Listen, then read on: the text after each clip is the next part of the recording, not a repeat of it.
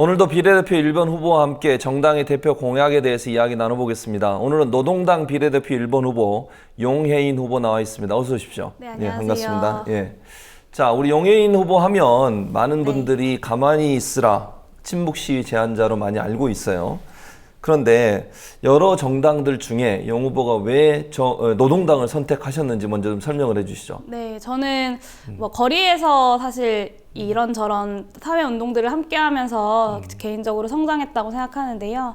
그 거리에서 싸우는 사람들, 그러니까 사실 존재하지 않는 사람들이랑 끝까지 함께 싸웠던 정당이 제가 봤을 때 노동당이었고, 그래서 노동당에 좀 가입을 하게 됐고요. 예. 그리고 이 지금 시대에 이 불안정 노동 체제 자체에 대한 문제 제기를 하는 정당이 노동당밖에 없다라는 판단을 좀 했습니다. 그래서 그 불안정 노동 체제 자체가 전환되어야 하는 것이다라고 이야기하는 정당이 유일하게 노동당이어서 노동당에서 출마를 하기로 마음을 먹었습니다. 방금 뭐 말씀을 많이 해주셨는데 네. 그걸 다시 한번 조금 바꿔서 제가 질문을 해보면 네. 노동당이 다른 소수 정당과 다른 점이 있다면 뭐가 있을까요? 다른 소수정당과 다른 점이요? 네.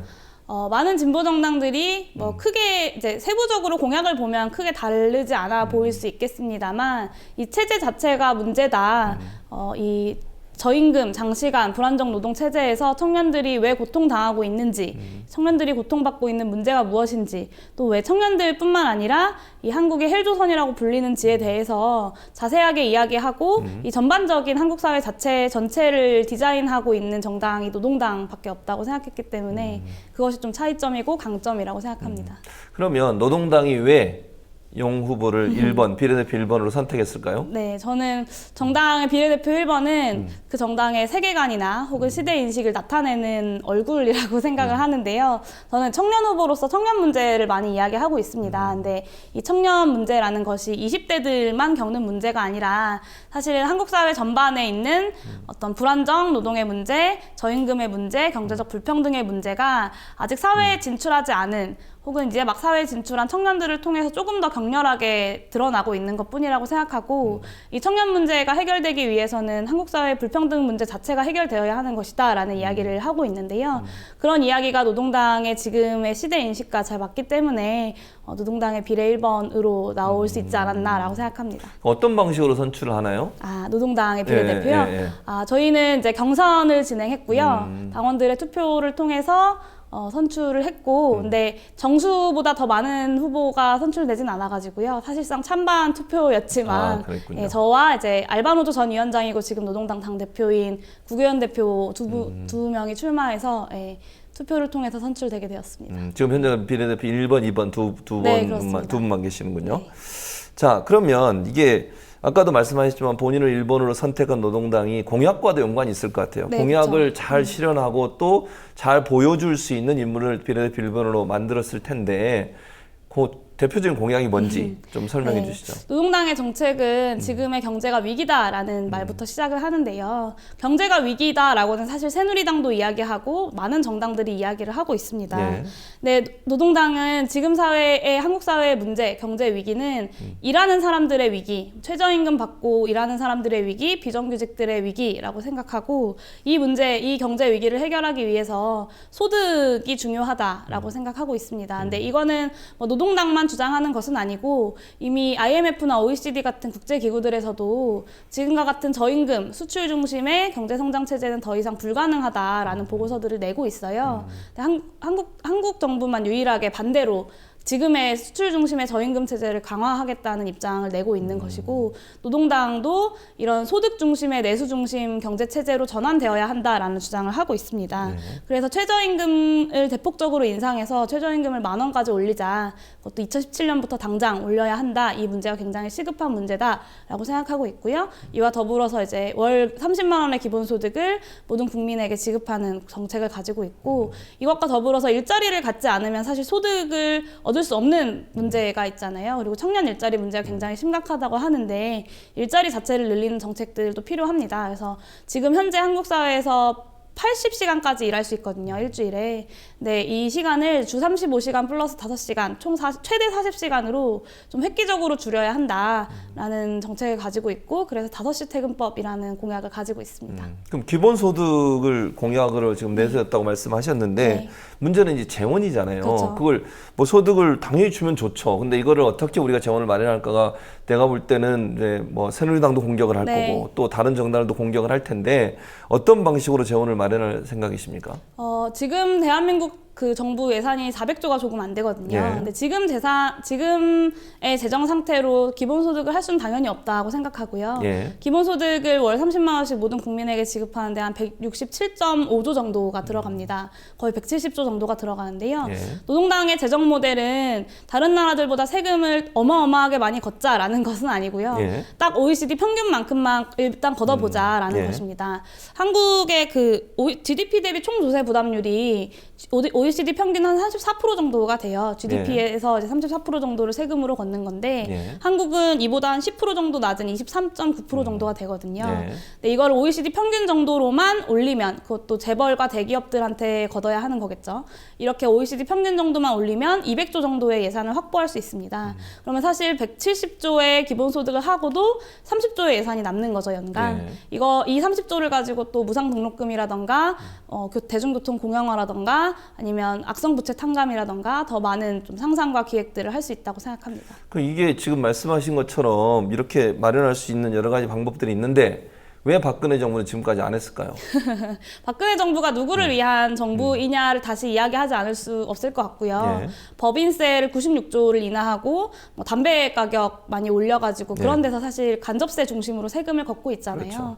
예, 누구에게 세금을 걷느냐 그런 의지가 있느냐의 문제가 있고 그것이 노동당과의 아주 핵심적인 차이점이라고 생각하고 조세제도 자체는 간접세, 목적세 분명히 중요하고 좋은 일이지만 그 자체로도 재분배의 형태를 가지고 있기 때문에 이 조세제도를 어떻게 다시 바꾸느냐, 이 프레임을 어떻게 짜느냐도 사실 이번 선거에서 유권자분들이 중요하게 판단해야 될 지점이라고 생각합니다. 맞아요. 미국 캘리포니아 같은 경우는 부자들이 네. 세금 더 내겠다고 우리한테 더 걷어라. 우린 더 내도 된다. 네. 우리나라 재벌들은 수단 방법 안 가리고 안 내려고 하고 이러잖아요. 그렇죠. 지금도 너무 높다고 네. 난리를 치고 있죠. 그걸 또 받아들인 게 이명박 박근혜 정부잖아요. 네, 그렇죠. 참 답답한 현실입니다. 예. 자, 그러면 또 한 가지는 최저임금을 10,000원으로 올리자 이렇게 네. 좀 얘기를 하셨어요. 근데 이게 이제 충돌되는 지역이 결국은 뭐냐면 자영업자들이 영세 자영업자들이 많잖아요. 그렇죠. 이분들 같은 경우에 어제도 뭐 어느 뉴스에 그분이 한 분이 인터뷰를 하셨던데 그럼 다 우리 문 닫아야 된다. 최저임금 10,000원까지 올려주면 이런 얘기를 하는데 그럼 둘 다 상생할 수 있는 방법이 있나요? 저는 영세 자영업자들이 왜 힘든가에 대한 문제를 먼저 좀 짚어야 된다고 생각하고요. 영세 자영업자들이 왜 힘들까? 저는 크게는 두 가지 문제에서 시작을 한다고 생각합니다. 하나는 돈이 돌지 않는 경제인 거고 그 서민들이 그 자영업자, 그러니까 영세한 사업장에서 쓸 돈이 없어요. 치킨집도 그렇고 매번 카페나 치킨집 뭐 기타 다양한 상점들 매번 망하고 매번 없어지잖아요. 네.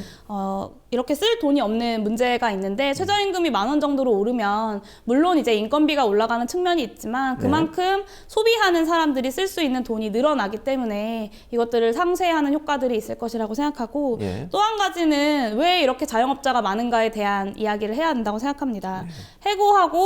해고를 당하거나 혹은 퇴직한 후에 할 일이 없죠. 사회 안전망도 없고 60이 넘어서 퇴직한 후에도 계속 일을 해야 하는 불안정한 상황에 놓여 있기 때문에 자영업을 많이들 하시는데요. 또 이 자영업을 하는 과정에서 대기업 프랜차이즈가 얼마나 많이 떼어가느냐의 문제도 역시 짚어야 한다고 생각합니다. 그래서 예. 노동당은 이런 영세 자영업자들과 관련된 정책들 같이 가져가고 있고 골목 상권을 보호하는 문제나 혹은 임차 상인들의 그 임차인 문제 뭐라 해야 돼 상점의 그 임차하는 예, 문제에 예. 대해서도 대안을 가지고 있고요. 그 예. 외에도 뭐 중소기업 적합업종 특별법 같은 좀 영세한 사업장에 적합한 그런 정책들을 가지고 있습니다. 네. 노동당이 지금 지역구에도 후보를 냈나요? 네, 지역구에 9명의 후보가 있습니다. 주로 어느 지역에 나가셨어요? 서울에 3명이 예, 있고요. 예. 종로, 마포, 은평 3명이 있고 이제 경기도 고양갑에 이제 신지혜 후보가 있고요. 대전 유성의 이경자 후보, 마산 하포의 이원희 후보, 그리고 대구의 최창진 후보, 그리고 강릉의 최종문 후보가 있습니다. 네, 그렇군요.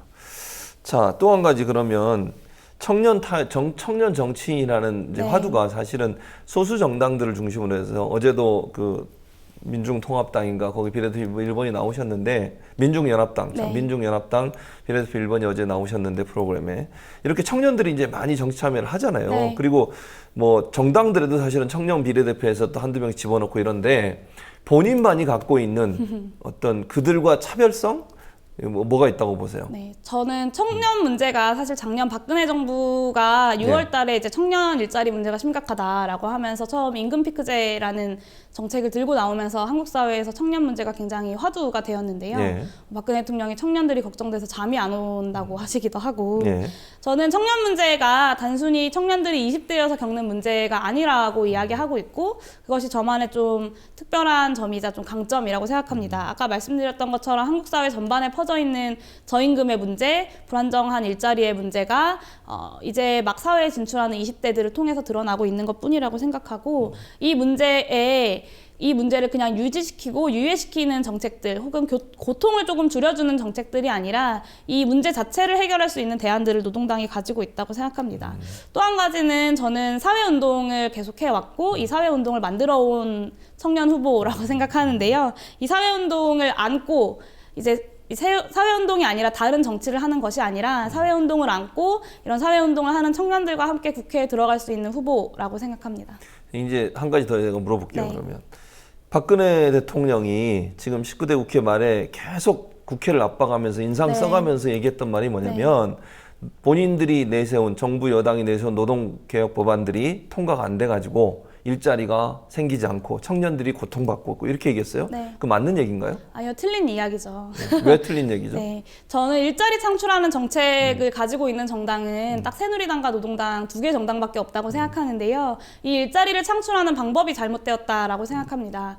일자리가 너무 부족하죠. 청년들이 일자리가 없어서 아우성인데 이 일자리를 늘리는 방법은 두 가지가 있겠죠. 새누리당처럼 40, 50대 노동자들의 임금을 줄여서 임금 피크제 해서 일자리를 만드는 방식 아니면 노동당처럼 전 세계에서 가장 긴 노동시간을 줄여서 그만큼 일자리를 늘리는 방식 두 가지가 있을 텐데요. 사실 임금 피크제 같은 경우는 기존에 일하는 40, 50대의 노동자들에게 부담을 전가하는 방식이기도 하고 실제로 이것을 기업에 강제할 수 있는 권한이 전혀 없어요. 기업이 임금 피크제에서 임금을 줄이면 그만큼 일자리를 만들어야 하는데 안 만들고 그냥 그 돈을 꿀꺽해도 사실은 제재할 수 있는 방법이 없거든요. 노동당의 일자리 창출 정책 같은 경우는 이제 노동자들이 아니라 재벌과 대기업들에게 조금 더 책임을 지우는 그 일자리 창출 방식이고 예. 실제로 235만 개 이상의 일자리를 창출해낼 수 있기 때문에 지금의 청년 문제를 해결하는데 가장 좋은 정책이라고 생각합니다. 자, 그러면 노동당의 총선 목표 의석 네. 몇 석인지 좀 말씀해 주시고 또 한 가지는 본인이 만약 국회의원에 당선이 된다고 네. 하면 맨 먼저 만들고 싶은 법안이 무엇인지 얘기해 주시죠. 네. 지금 노동당은 지역구 후보 9명, 그리고 비례대표 후보 2명이 있는데요. 원래는 지역구 후보가 10명이었어요. 그랬군요. 울산 동구에 현대중공업 있는 지역에서 예. 이가병 전 민주노총 위원장이 전략지역구로 오랫동안 좀 준비를 해 오시다가 예. 지난달에 이제 후보 단일화를 진행하면서 사퇴를 하셔가지고 그렇군요. 지금은 9명이 남았고요. 예. 사실 지역구에서는 그 울산 동구를 가장 중요하게 보고 있었는데 사실은 그 지역구가 단일화하게 되면서 노동당의 당선자가 나오기는 좀 어려운 상태고 크게 가능한 것은 비례 한석 정도를 열심히 해서 좀 잘 해보자라는 생각을 하고 있습니다. 예.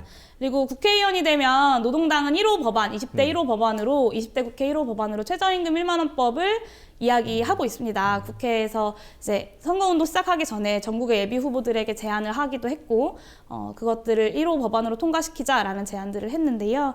이 최저임금을 당장 2017년부터 1만 원 수준으로 인상시키는 것 이것이 가장 시급한 문제라고 보기 때문에 1호 법안으로 약속을 했고요. 저 개인적으로는 만약에 당선이 된다면 임기 동안 꼭 해내고 싶은 일은 이 모든 국민에게 기본소득을 지급하는 기본소득 법안을 만들고 싶고 이를 위해서 이제 조세체제 자체를 변화시키는 일들도 같이 좀 병행하고 싶습니다. 개인적으로는 이 기본소득이 가장 좀 애착이 가고 꼭 실현시키고 싶은 정책이에요. 그래요. 자, 마지막 질문으로 이제 국민들이 알아야 되니까 정당 번호 몇 번인지 찍으려면 번호 알아야 되잖아요. 네, 그렇죠. 몇 번인지 그리고 이번 총선 노동당이 내세운 모토랄까 구호랄까 이런 거 있으면 소개를 좀 해주시죠. 네, 노동당 정당 번호는 14번이고요. 노동당, 녹색당, 민중연합당이 쭈루루 있습니다. 그래서 저희 위에는 또 다른 당이 있으니 투표하실 때 꼭 14번 확인해서 찍어주시면 감사하겠고요.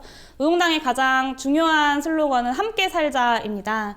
재벌과 대기업들만을 위하는 기존의 수출 중심 경제 체제가 아니라 일하는 사람들, 최저임금 받으며 일하는 사람들, 그리고 그 외에 그 외에 소외되고 있는 여성, 성소수자, 장애인, 청년들이 함께 사는 사회를 만들자라는 것이고요. 재벌이냐 국민이냐 재벌 증세로 모두에게 기본소득을 이라는 슬로건으로 좀 이 소득 중심의 경제 체제, 그리고 일하는 사람들이 행복한 함께 살 수 있는 사회로 나아가자라는 이야기를 하고 있습니다. 예.